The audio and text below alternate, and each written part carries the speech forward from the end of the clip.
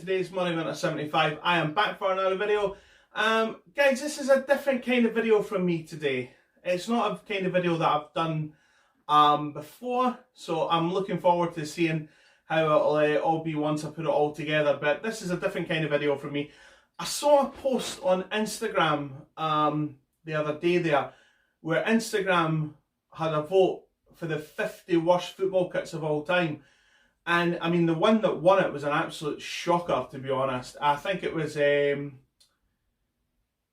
the Carolina Cavaliers or something like that? It was definitely an American team, I know that.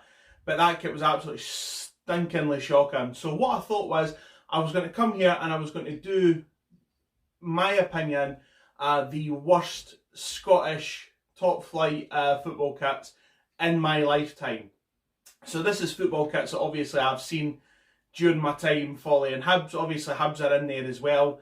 It was very difficult to pick one for Hibs because I think we've had some stinkers in the past. But you know, these are the ones that obviously that I've picked. This is just based on my opinion. If this is the kind of thing obviously you want to see me do in the future, you know, leave a comment and we'll see how we go on for there. But I'm going to start this video now. The first team I come to is Aberdeen.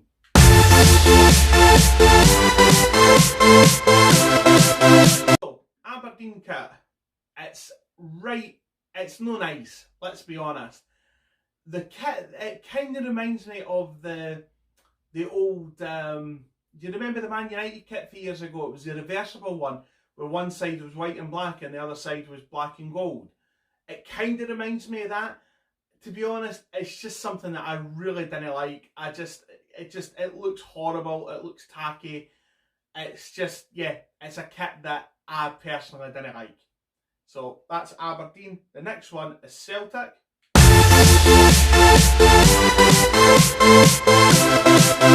So that's the kit that I picked for Celtic. And the reason why I picked that one is because, you know, New Balance seem to have a bit of a hit and miss relationship where shirts are concerned, and this one to me just didn't work. It had that mountain design on it, and I mean, yeah, the yellow and black I suppose with Celtic kind of go, because remember they had that the Bumblebee shirt, remember the old Umbro one. So I mean, yellow and black can work, but for me in this shirt it just didn't go. I felt the yellow was too bright, and it was just it was a bit, I don't know what you could say about it, but it wasn't nice, it wasn't great. I personally didn't like it. So that brings me on to Hamilton.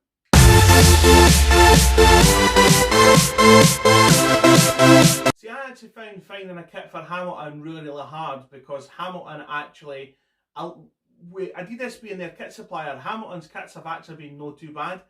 I think I've went for this one because to me dark blue and lime green just doesn't quite work.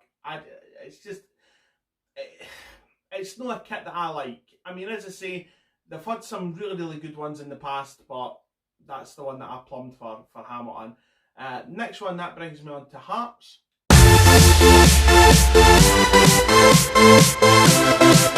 Well, what can I really say about this kit? I understand that it's a historical kit for Hearts. Obviously that was a kit they had probably way back when they were formed. It is definitely a historical kit, but pink and yellow just do not go together. There is no danger that it goes together. To me, they look like a fruit salad, to be honest. It is a fruit salad kind of kit. I know a lot of Hearts fans who really didn't like it at the time, who still, you know, don't like it. I think they were kind of embarrassed that they had to wear it for that season or however long they had it for. Yeah, not a nice kit. Not a nice kit at all. But that now brings me on to Hibs.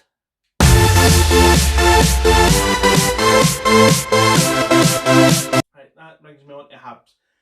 I've plumbed for this kit because I remember when this kit was brought out at Hibs. It was the first season it would sign Puma as a kit manufacturer, and there was loads of hype round about, you know, what kind of kits they were going to bring out. They brought out this lime green kit, and I think I remember Hibs wearing it once, and that was a pre-season friendly against Dunfermline.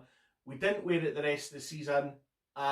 We ended up for away matches and things like that. We ended up wearing the third kit, which was a yellow and green kit, which was actually really nice. But that kit, the lime green one, we just didn't wear it, and it was just, to me, it just didn't go together. As I've said, like I said on Hamilton's kit, lime green is not a colour that should be considered for a football top. You throw into the fact that they had darkened the badge, and yeah, it was just a kit that I was not fond of. I mean, I still bought it because, you know, obviously it helped the club out, but otherwise, I actually think it's still in my drawer, untouched. I don't think I ever wore it, to be honest. So yeah, that was Hibs. The next one brings me on to Monarch.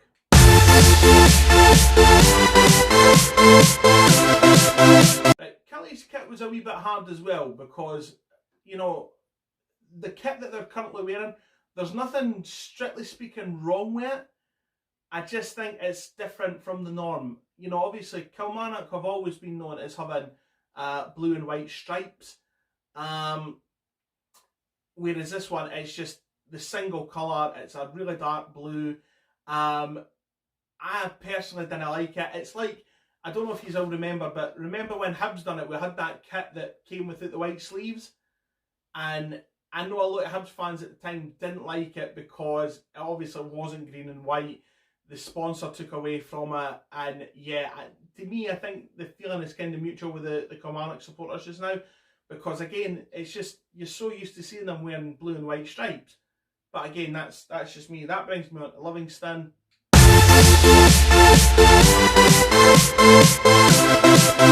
Livingston's kit, strictly speaking, isn't a bad one. It's just a kit that I didn't like. You know, it was an Umbro kit. I remember wearing an Umbro kit for my old football team, and it was to a degree a similar design. And it's just a kit that I didn't like. You know what I mean? And I think that's judged my decision on Livingston's kit. I mean, if I were to go for the best kits, Livingston's away kit then I would be up there. I think Livingston's new away kit, the white one with the gold sleeves, I think it's absolutely beautiful. But as a worst kit, I've went for that one because, just as I say, it's Umbro kit's only great in my eyes, so that's the reason why I've chose that one. That brings me on to Motherwell.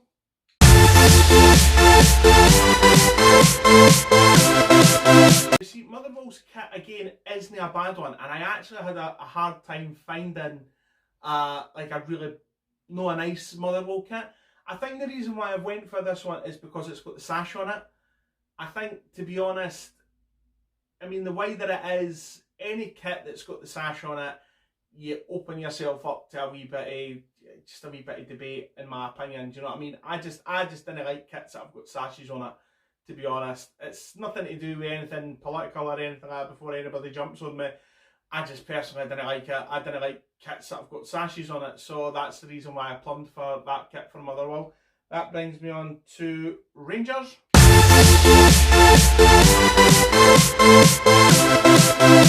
Now, the reason why I went for this Rangers kit is because, again, this is going to sound a wee bit controversial here, but the reason why I went for this Rangers kit is because it's orange. Now, I'm under no doubt here, whoever supplies Rangers kits, be it, obviously this one was Diadora, they've had Umbro, they've had, they're now with Hummel and everything like that. Everybody who designs a Rangers kit, I'd love to be a fly on the wall at that meeting. How can we sell this kit? Anno, we'll put a sash on it, they'll buy that. Anno, we'll make it orange, they'll buy that as well. They're the only two reasons why I can think of anybody having an orange kit, right? And I mean, didn't get me wrong, I remember a Rangers fan saying to me at the time, it's got nothing to do with like the Orange March or the Orange Order or anything like that. It's because Rangers had a lot of Dutch players at the time, so they wanted that as a tribute to them. And I'll say to you guys what I said to him at the time: pull the other one. As I say, I think when you make a kit like that, one that is so controversial, you just open a can of worms, in my opinion. And I just didn't think a football, because I feel bad now because I'm talking about this kit more than probably what I have anybody else. But if you look at it, Rangers kits, right, or look at some of the certain infrastructures that Rangers have, things like, I mean, obviously having the orange kits, having the sashes on their kits. I've read somewhere that the reason why the knees at their socks is red is because they're up to their knees in Fenian blood. That's been what I've heard. Whether it's true or not, I don't know. I know for a fact that in the Rangers home dressing room, above the captain's peg, there is a picture of the Queen. That to me is just, it doesn't have a place in football. That is just too political in my opinion. So that's why I plumbed for that kit. So that brings me on to swiftly on to Ross County.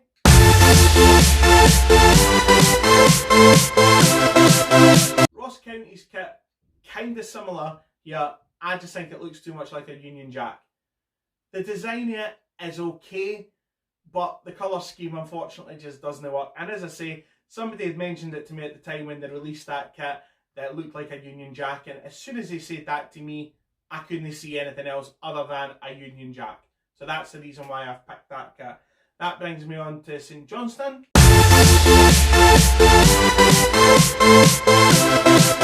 Right, St Johnstone's kit here, I've went for this for two reasons.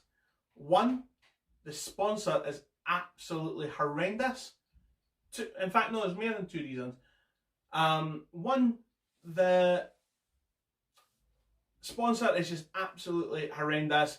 Two, I didn't get the vertical lines. And three, the colour is absolutely disgusting. So, I mean, they're my reasons why I've picked that kit. That brings me on to the last one out the bunch, and that's St Mirren.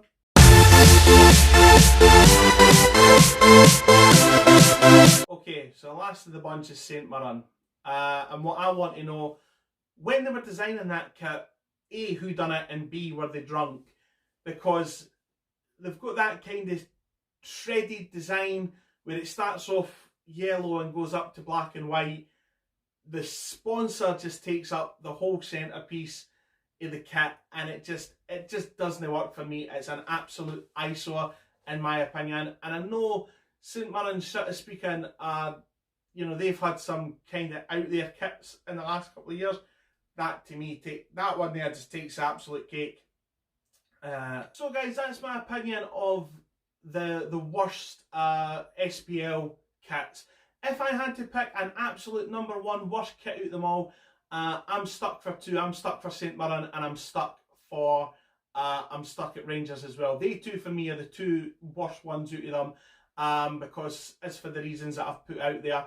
Again, it was just a wee bit of fun me doing this. I really hope you've enjoyed watching it. If you have really enjoyed watching it, please give the video a thumbs up. It really helps me out when you do that. Subscribe to the channel Monarch75. Click the bell icon beside the subscribe button. That will let you know when I upload. If this is the kind of thing in future you want to see me do more of, stick a comment in the comment section below.